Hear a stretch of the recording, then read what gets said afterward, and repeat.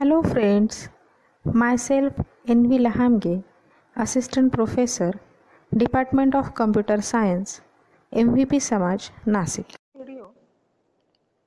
We will try to develop our logic for developing the merge sort algorithm. So,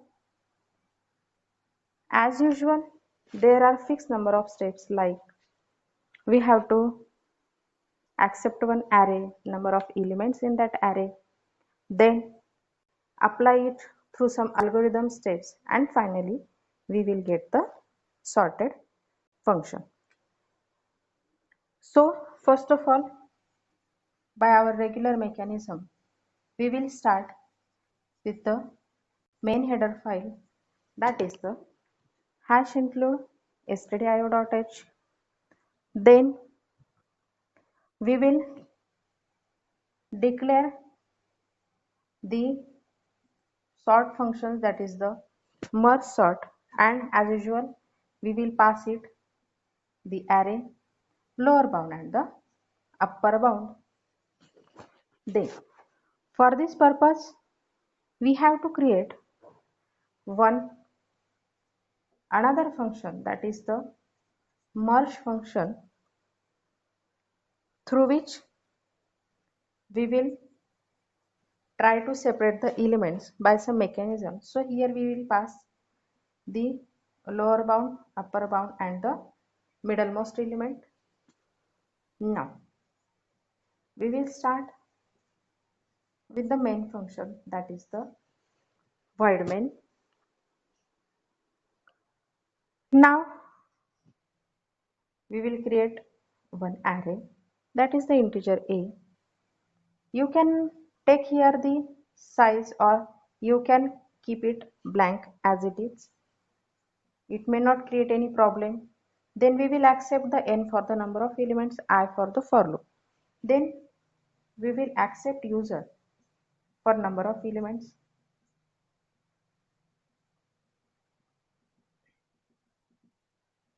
And that number of elements will be accepted in the n. Now we are having here the number of elements, that is the n. Now we will have to accept the array. For that we will create one for loop. For I equals to 0, I less than n, I plus plus, and we'll accept it through scanf, that is the %d ampersand a of I. Now as we had finished till now the declaration, variable accepting and the array accepting mechanism. Now we will call the main function, that is the void main function. So we will call this function as we know that we will not describe any return type for calling, so we will only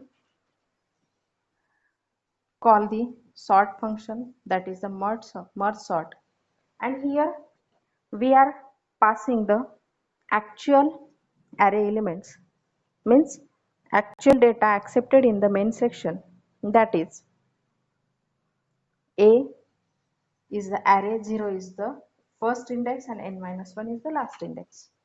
Now here we had received the sorted elements in the A. Now we will print them through the mechanism of for and printf. So we will display one message like sorted array is, and will display it through for loop like printf %d a of I. Here we had accomplished the procedure for main section, that is the variable declaration, then function calling, and finally in this section we had displayed the final output. Now we will switch for the actual definition of the sort, that is the merge sort, and its prototype is integer a, integer and integer. Now as we all know that we have to accept one middlemost element for the separation of a merge sort elements into two parts. For that we will accept one variable, that is the k, and again here we are checking if I is less than j means lower bound is less than the upper bound, and we'll continue the next, that is we will make there the mean of these lower and upper bounds and store it into the k. So for that we have to call the merge sort function for the left half and right half according to k plus 1 and k minus 1 position. So we will call it twice, like merge sort. First of all, a, I, k. This will be the left half, means this side portion, and for the next we will call merge sort a, and for next half we have to create a k plus 1 and j positions, and eventually for all these, after finishing these sorted procedures, means we have divided this whole array into many parts. So now finally we will merge them into a single one, that is by a, I, k and j, that we had completed in the last video. So this is all about the merge sort function. That is, we will take a tour of this program again. See, here we are solving the program for the merge sort logic. Here we had created one header file, that is the standard input output header file.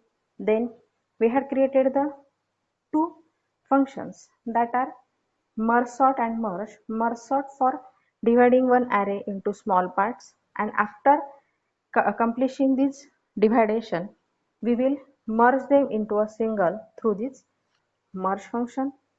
Then we will create one main function, that is the one and only one entry point for any